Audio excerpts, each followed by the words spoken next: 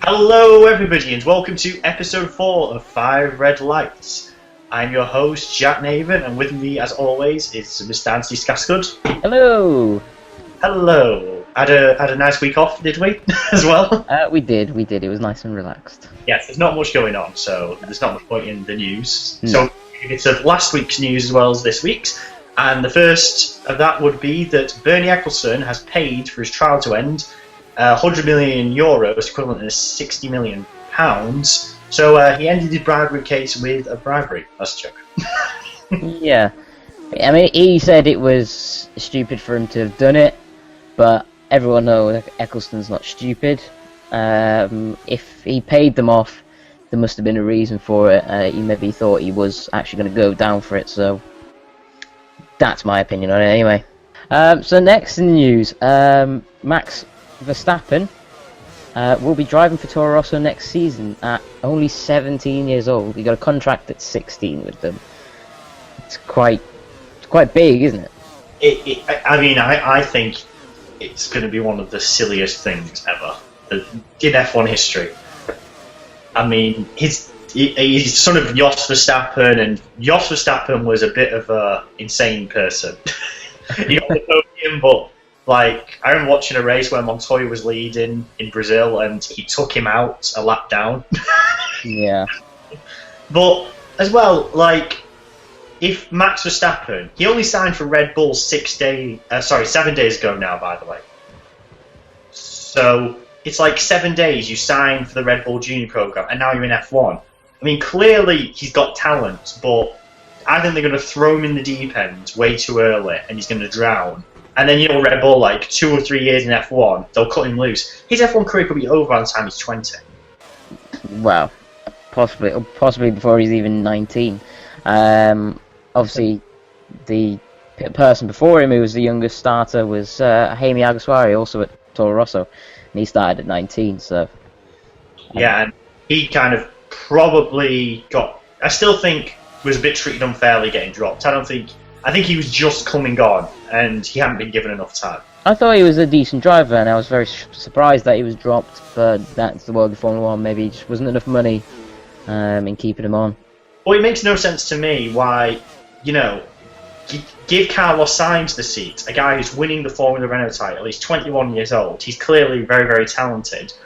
And, give Verstappen a couple more years in the lower formulas, because, he might... There are plenty of guys, they win a lot when they're young, and then they really struggle as the years go on. Yeah. But I think Red Bull are probably pushing the younger drivers a lot, because, let's be honest, they're not really gaining much from Toro Rosso anyway. They may as well use it as their test. Well, I mean, we say that, but a guy who will have raced only 20 car races and, all this, and was only karting a year ago, like, I worry, even the way his dad was driving, I worry how much of a danger he could be to some of the other drivers. I really hope he won't, but... well, we'll see. I mean, like I said, Toro Rosso, in history, haven't really picked many bad drivers. They've all been fairly decent to a point. Needs Bourdais. Well, Bourdais was a mistake, but at least they had a future champion in amongst them. But obviously at the moment they've got Daniel Kvyat, who's been a star, and is the youngest driver to earn championship points. Hopefully this will be another future star, and Toro Rosso will get some decent points next year.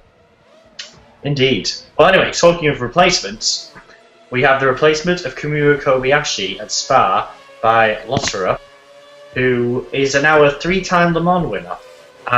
His only single-seater racing experience really comes from Japanese formulas. But they produce some good drivers like Ralf Schumacher and such, came from there. But yeah, basically, Kobayashi's been replaced because he's not giving the technical feedback they expect from an experienced driver. He's not that good with it. And Lottier, coming from World Endurance, where the technical, complexities are probably even more in F1. he knows his shit.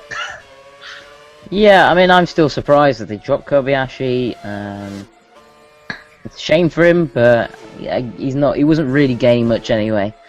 I'd like to think he'll be able to get a drive somewhere else next year, because I imagine it's quite unlikely he will get another drive for Caterham. But I don't know. The real shame here is that he turned down a second season driving for Ferrari in the World Endurance Championship. And, you know, he said that everyone in Ferrari said he was mad to give it up to go to Caterham, and they might not take him back now. They found other people, so this might really have dented his entire racing career.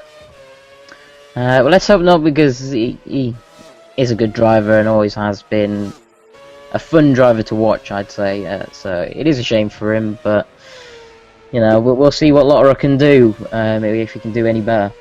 So in other news, Soki gets the go-ahead. Charlie Whiting visited the track and basically said it's one of the most, you know, well-prepared races he's had in recent years. He said it's going to be, you know, ready with 60 days in advance, so it should be good. I mean, everyone was doubting it was going to happen. So obviously they've been really working hard at getting it sorted. Yeah, I think it's they've impressed everyone, the Russians, with their track building, if not with other things that ring a lot. But yeah, you know, it seems, it looks to be a really good track, and even months ago when they had Kimi driving around, it looked like the preparations were way ahead even back then. Yeah, I mean, well, in that case, it surprised me that people thought it wasn't going to happen, but maybe that was more political issues. I'm not too sure, but we'll see in October, obviously, when they actually race, how good the track is, or whether it's just going to be another India and going to be scrapped in a couple of years, you know. Okay, so now on to our discussion point for the week, and with the news of Verstappen joining next year as the youngest driver by almost 2 years on the previous record, our discussion point is, can one driver make an immediate impact on F1? I think the obvious answer is yes. I mean, proven by Lewis Hamilton, who managed to almost scrape a win of the championship, and with his teammate being a well-regarded Fernando Alonso. I mean, talk about an immediate impact. I mean, what was it, 9 podiums in a row and 2 wins in those 9 podiums. What was it, 7th race he got his first win. I mean, really impressive. Yeah, like I said, it's probably been one of the most impressive starts for any rookie. This obviously leads us on to Verstappen, youngest driver. Is it possible he could make an impact? He's obviously got a well-regarded teammate in Daniel Kvyat. Can he make an impression?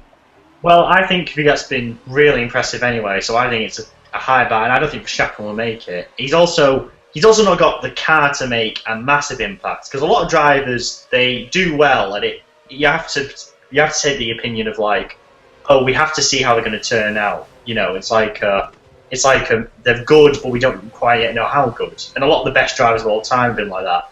I can think of a couple that have made immediate, like, these guys are here to stay in their first season.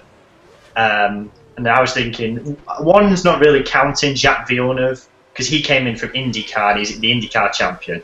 So I'm not sure how much that counts. But, he took pole in his first race, he was on the podium all the times, he won 4 races. I was thinking Michael Schumacher, qualifying 7th in a Jordan, and within a year, in the next Belgian Grand Prix, he won his first race, and he had a few podiums and stuff within the first year. Ayrton Senna, his 6th race was that amazing race at Monaco where he finished 2nd, and got 2 other podiums that season. And the real one I was thinking was Emerson Fittipaldi, who Håkan Rindt, he was already crowned the world champion, and he was killed in an accident. And they needed to get a driver in a Lotus, and they picked Emerson Fittipaldi, who was a guy no one ever heard of. And in his 4th race at the United States, he won a race, and it completely lifted the entire team up. And it was very much the Jackie Stewart era going on, and he just entered the frame, and it was like, this guy's here, winning in his 4th race and everything. And he would go on to win 2 titles, beating Jackie Stewart to both of them and stuff, as well as losing out to Jackie Stewart on a couple of occasions for the title. So I think maybe he made the biggest impacts after Lewis. Yeah. And I think it all depends on the car underneath you as well. Obviously, for Verstappen, unless Toro Rosso have a very good car next year, it's going to be hard for him to make an impression because they have a slow car. Lewis Hamilton had more of a chance because obviously he was put straight into one of the fastest cars on the grid. So yeah, it's often like Alonso's first year in Minardi, and he couldn't literally make a big impact because of the car he had. But he did enough for Flavio Briatore to see how he did and say, this guy deserves a seat at Renault. Yeah. So it's not about, very few make a massive impact straight away. You've just got to kind of, make inroads.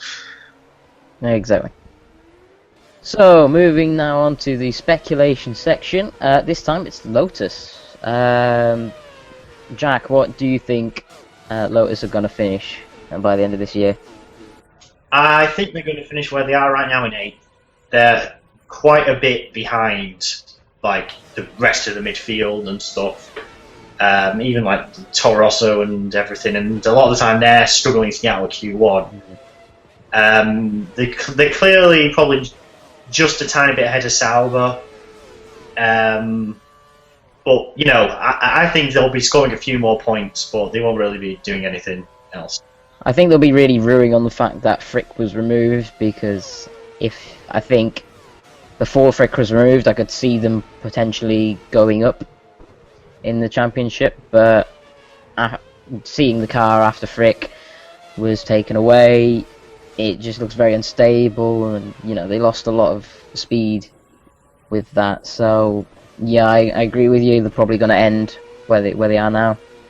Well, I also think, and we can kind of move on to the position next year now, because they apparently getting Mercedes into next year. So I wonder if they've already given up on this car to try and put everything into next year's car, because they know they're going to have a better engine as well.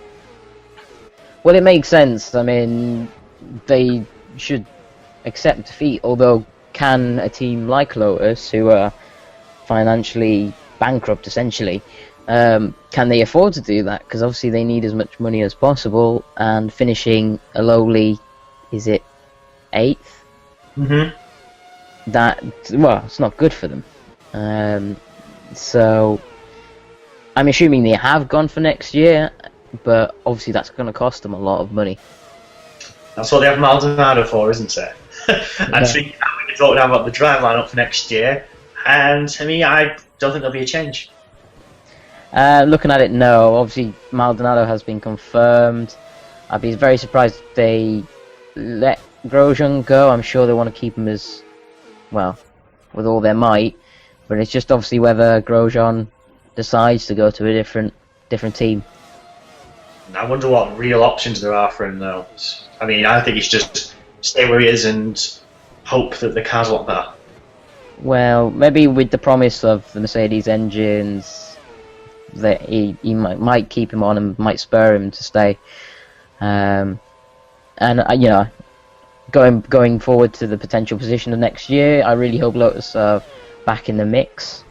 It's a shame to see mainly Grosjean struggling at the back of the field because he's got a terrible car. I think they'll be jumping up to like a 6 kind of position, like just ahead of Force India and stuff, though. Especially if they're in the same car as Force India. Yeah. They'll be able to make a better aerodynamic package. But I think that, obviously they're still going to be on Red Bull, Ferrari, Mercedes. I think that Williams have been doing such a great job that I can't see them being ahead of them. And I think that with McLaren Honda, they'll be ahead of them as well. Well, I think it's all going to be down to the engines and whether Renault will have caught up with Mercedes, whether Mercedes will be even faster, whether Honda will be, a slow engine, or whether it will be like the best. At the moment, it seems to be all about the engines, and I think Lotus have made a good decision in taking the Mercedes engine because it could propel them up, even if they do have a not so good aero package. As you can see, most of the top teams are Mercedes engines. And now, ladies and gentlemen, for that most spectacular reception, the pre-race predictions for the Belgian Grand Prix. And starting off the most splendid of lights, Naven's numbers. Okay, so after that fantastic intro, numbers. Now we'll go through it. There's some surprises here. Obviously, the thing that's not surprised everyone is that Kimi has the best record here with 4 wins. I mean, next up on the grid will be Vettel with 2 wins. Massa's won, Button's won, Hamilton's won, and no, everybody, 2008 does not count. So, sorry about that. But, I mean, looking through the history, this has just been a Ferrari versus McLaren track. Like, even Williams, I know they're hoping for a good result here, but historically, they only won this race 4 times. And, you know, that was back when Williams were at the height of their powers. So, kind of surprised there. Not been Red Bull's most successful track, with only 2 wins, only. But it doesn't really play into their strengths. So, I mean, I think it's really going to benefit the Mercedes-powered engines being high speed. And little stat for you, Mercedes did win this race back in 1955. It'll be the first time since then if they win this year. Oh, that's interesting. Very interesting. So it's all about the teams will do well. I mean, I'd be really surprised to see past a Mercedes victory. It's going to take like a fumble from someone for Mercedes to drop back, or possibly a first corner crash from Grosjean. Oh yeah, that always works. Yeah, exactly. But I mean, Christian Horner has basically said that they won't even be able to be anywhere near Mercedes until Singapore, just because of the high-speed nature of these tracks. So I think if Mercedes do slip up, Williams would actually be positioned best to take advantage. Yeah, most likely. Most likely. I don't think anyone else is really close enough, especially in speed, except for the Williams. Yeah. So now on to the question of who will win, and well, I guess we're both going to go for Mercedes drivers either way. I think it's going to be a tough one. I think this one's going to be hard to predict, just because of everything that's gone on. I like to think. I mean, my guess would be Hamilton will take the win, because after all the miserable, races of starting at the back that he's had, I think he'll be more pumped than ever. And as long as qualifying doesn't go terribly like it has done previously, I think he could possibly be on pole and go for the race win. Lewis has been very up and down at this track. It's one he's either been really good at some years, and other years he's been like really not great at. But I'm still going to go for him for the win. I think he'll be on pole as well, and I think he'll be close to him and Rosberg. But I don't know. I feel like at the moment Rosberg might just he'll be willing to take a little less risk than Lewis at the moment. Yeah, I agree. So now the end of our episode, we move on to the community question. So what driver makes the biggest impact for you? Let us know in the comments, tweet us, and we will see you next week after the race. Goodbye. Bye-bye.